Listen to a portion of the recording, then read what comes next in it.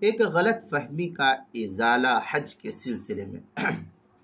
آج کل ایک بات یہ بھی دیکھنے میں عام طور پر آتی ہے، ایک بیٹا صاحب استطاعت ہے اور والدین نے استطاعت نہ ہونے کی وجہ سے حج نہیں کر رکھا ہے۔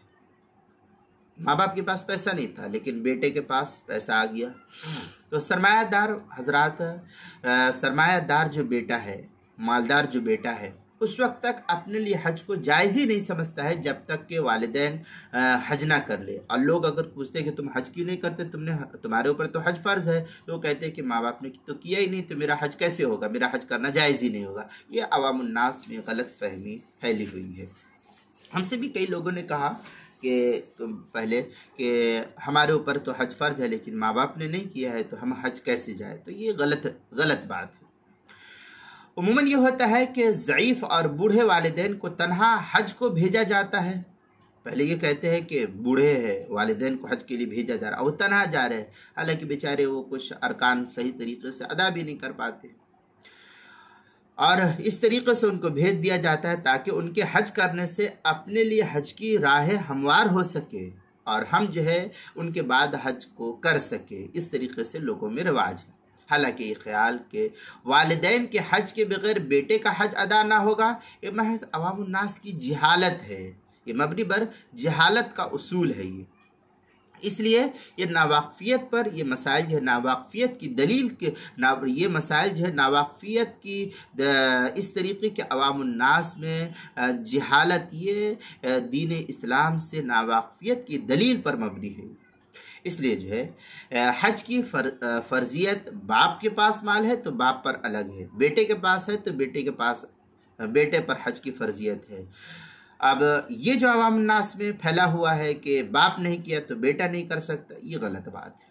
حج کی فرضیت کا تعلق قدرت اور استطاعت سے ہے۔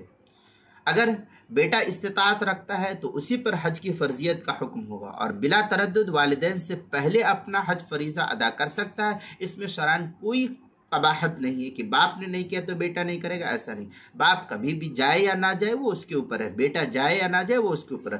باپ نے حج کیا، باپ کا حج ادا ہوگا، بیٹے نے کیا تو بیٹے کے اوپر حج ادا ہوگا۔ جو صاحب استطاعت ہے اسی کا حج ادا ہوگا۔ اس میں بیٹے کی اور باپ کی کوئی تخصیص نہیں ہے کہ بیٹا پہلے جائے یا باپ پہلے جائے، باپ نے نہیں کیا تو بیٹے کا حج نہیں ہوگا، ایسی کوئی بات نہیں، یہ غلط فہمی ہے۔ اس کا خلاصہ یہ ہے کہ حج کے انتظار میں اپنا حج مؤخر نہ کیا جائے، والدین کے حج کے انتظار میں اپنے حج کو مؤخر نہیں کرنا چاہیے انسان کو۔ ہاں البتہ اگر کوئی سعادت مند بیٹا ہے جو استطاعت رکھتا ہے تو اپنی وسعت کے مطابق اپنی مرضی سے اپنے والدین یا ان میں سے کسی ایک کو، باپ کو یا ماں کو یا دونوں میں سے جو کوئی بھی ہو یا دونوں کو لے جانے کی استطاعت رکھتا ہو اور سفر حج میں ان کی خدمت کرے تو یہ یقیناً سعادت اور خوش نصیبی کی بات ہوگی، کیونکہ والدین کے حقوق کو اللہ تعالیٰ نے بڑی کثرت کے ساتھ قرآن مقدس کے اندر بیان کیا، اور جگہ جگہ فرمایا، کہیں کہتا ہے وَوَصَّيْنَا الْإِنسَانَ بِوَالِدَيْهِ، کہیں کہتا ہے وَقَضَىٰ رَبُّكَ أَلَّا تَعْبُدُوا۔ اس طریقے سے اللہ تعالیٰ نے جو ہے حکم دیا ہے۔ اس لیے اگر کوئی صاحب استطاعت فرما بردار اولاد ماں باپ کو لے کر کے جاتی ہے تو حج کے لیے، تو یہ بہت بہتر عمل ہے۔ یہ بحث جو ہے کتاب المسائل کی 3 جلد صفحہ 63 پر نقل کی گئی ہے۔